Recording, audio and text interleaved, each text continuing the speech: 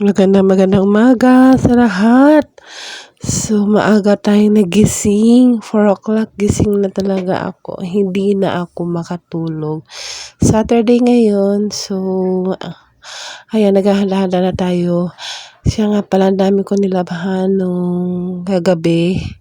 Kung mapapansin nyo, ang buo kong kwarto ay punong-puno ng mga sinampay. So, nagpa-laundry tayo at atin ang inayos yan. So, para pag-alis natin, after the clinic kasi uwi din ako, ay matuyo na siya dyan. Kasi ang kwarto natin every tanghali talaga ay pasok ang araw dyan. So, matutuyo na yan. Laundry and pigaan lang. Never ako nagpapadry. So, mag-ingat maglakad ng lola nyo. So, ayan. Ayan ang aking morning. Magandang umaga. Sana maayos ang ating morning.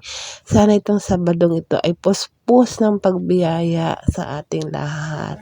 At sa mga uuwi mamaya after the duty, ingat lang po.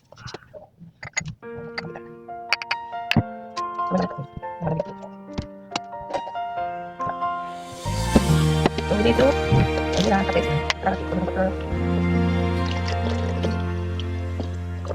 Morning light through the window pane, but it doesn't feel the same. Ako later. Kasi next week may invitation kami. So, kailangan namin mag-init. So, ayun. Hindi ako hindi ako uwi next week. Pero anto pa, pero 4:20 na. 4:20 na. Morning. Oh mama, can you hear me now? I'm trying to be strong somehow. I miss you more than words can say. My life's changed when you went away. I'd give the world just to hug you again. Beside you like back then.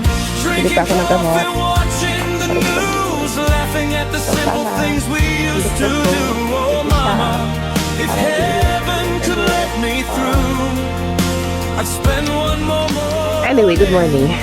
Kape muna tayo lahat. Coffee with you. Good morning.